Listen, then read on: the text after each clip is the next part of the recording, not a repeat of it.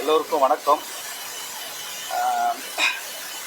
முதல்ல இங்கே நம்ம புதுக்கோட்டை மருத்துவக் கல்லூரிக்கு போய் நம்ம பார்த்து வந்தோம். நம்ம பாதிக்கப்பட்ட மொத்தம் 13 பேரையும் பார்த்துருக்கோம். அந்த ஆண்களில் 7 பேர், பெண்களில் 6 பேர் மருத்துவமனையில் இருக்காங்க. அது பாதிப்பை நாங்கள் பார்த்துட்டு வந்தோம். என்னன்னா, இது மிக கொடூரமான ஒரு தாக்குதல்.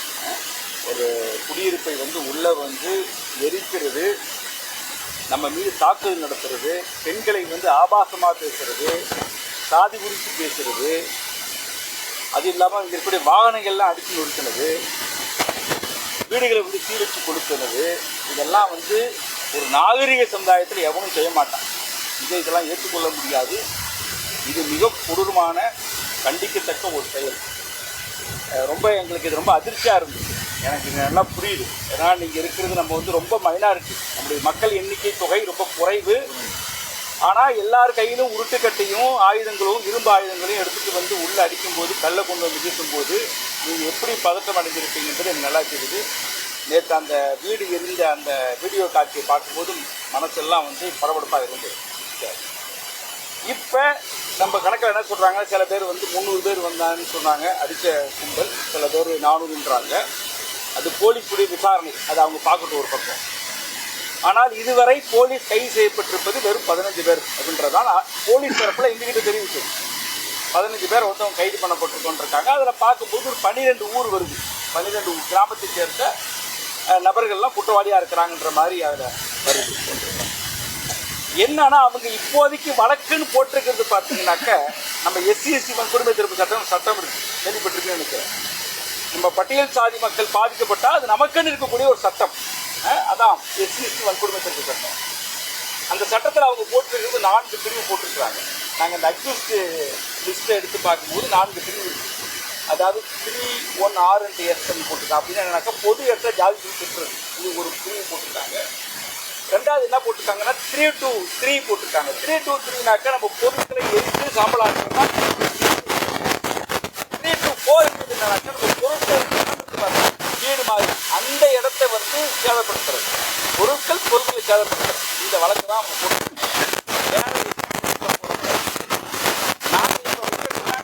பெண்களுக்கு ஹராஸ்மெண்ட் இல்லை, பாதி ரீதியாக ஆபாசமாக பேசுறது.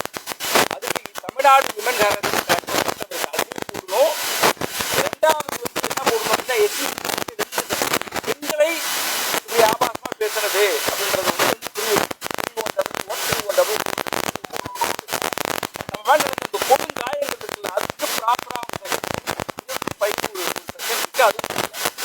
இதையெல்லாம் நம்ம என்ன பண்ண போறோம்னா, அரசாங்கத்திட்ட கேட்க போறோம். இதை விட கூடுதலான ஒரு டிமாண்ட் என்னன்னா, யாரெல்லாம் இந்த பகுதிக்கு நம்ம மீது தாக்குதல் நடத்தானோ அவனை எல்லாம் கண்டுபிடிச்சி ஒவ்வொருவருக்கும் 5 லட்சம் அபராதம், கூட்டு அபராதம் போடணும். அதுதான் நிஜமான சட்டத்தில் இருக்கு. ஏன்னா பேர் என்ன, கூட்டு அபராதம். இந்த மாதிரி கலவர பகுதியில் எளிய மக்கள் மீது ஆயுதங்களை கொண்டு தாக்குனாக்க அவங்க மேலே என்ன பண்ணலாம், கூட்டு அபராதம் போடணும். அப்போ அந்த லிஸ்ட்டை எடுத்து நாங்கள் இப்போ இதுவரை சொல்கிறேன், கலெக்டர் எஸ்பி ஸ்பாட்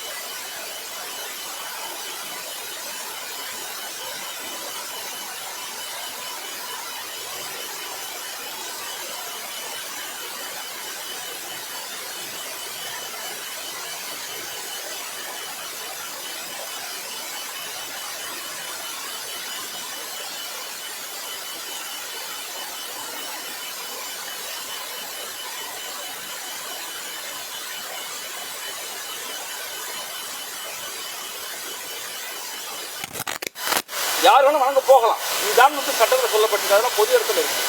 ஸோ இதுக்காக தான் நம்ம வந்துருக்கிறோம். தயவுசெய்து நீங்கள் கொஞ்சம் தைரியமாக இருங்க, பதட்டம் அடையாமல் இருங்க. கண்டிப்பாக நம்ம வந்துட்டு அது நீதிமன்றத்தின் மூலமாக இதில் என்னென்னலாம் இடைவெளி இருக்கோ அதை கண்டுபிடித்து நம்ம வந்து அரசாங்கத்துக்கு தெரியப்படுத்தும்.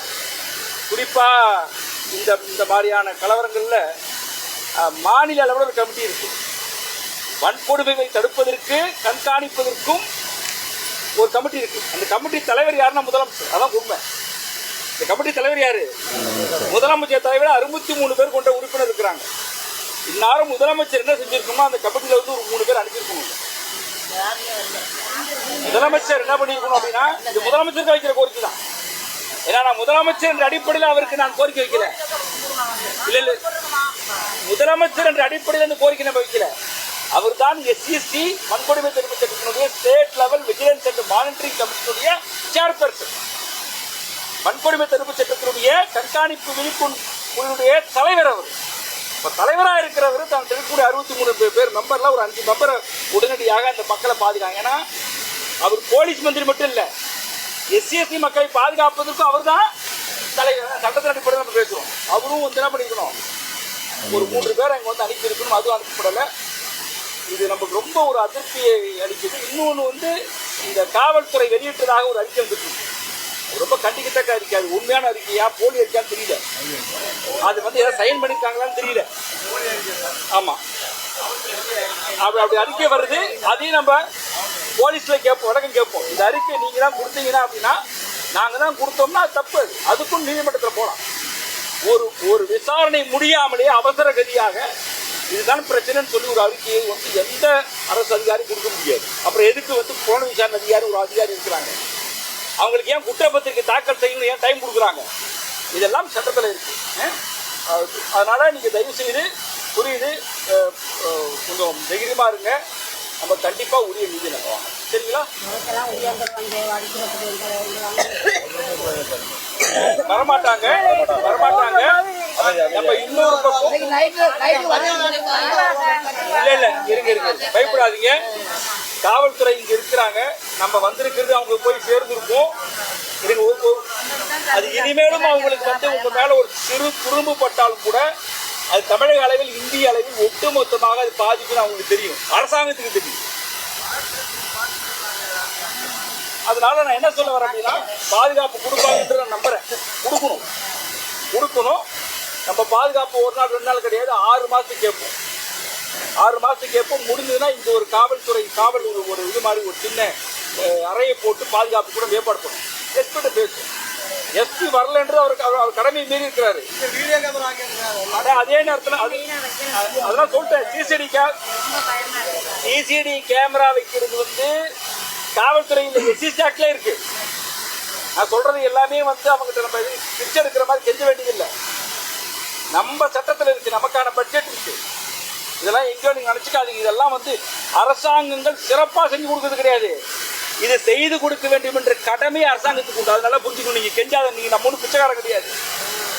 நம்ம பிச்சை எடுத்துருக்கோமா என்ன? இது எனக்கு ரைட்டு. நம்ம 10,000 கோடி பணம் வந்து திருப்பப்படுது, செலவிடப்படாம. அதெல்லாம் நீங்க தெரிஞ்சுக்கணும். அதனால நீங்க அதெல்லாம் யார்ட்டையும் போய் எனக்கு உரிமையை வந்து எப்பவுமே தயவு செய்து சமரசம் பண்ணிக்காதீங்க. எவங்கிட்டையும் சமரசம் பண்ணணும் நம்ம குணமே கிடையாது. நம்ம தலித் மக்களுடைய குணமே என்னன்னாக்கா, சமரசம் பண்ணி கூட சுயமரியாதை விட்டுறாதுங்க. அவ்வளோதான். சுயமரியாதையை விட்டுறாதீங்க. நம்ம நேர்மைக்காக தான் பேசுகிறோம், சமத்துவத்துக்காக தான் பேசுகிறோம். கண்டிப்பாக சொல்கிறேன், இது அரசாங்கத்துக்கு நம்ம இந்த கோரிக்கையெல்லாம் வைப்போம். செய்கிறாங்களான்னு பார்ப்போம். இல்லாட்டா நீதிமன்றத்தில் அரசுக்கு எதிராக வழக்கு நம்ம பேசுவோம். சரியா?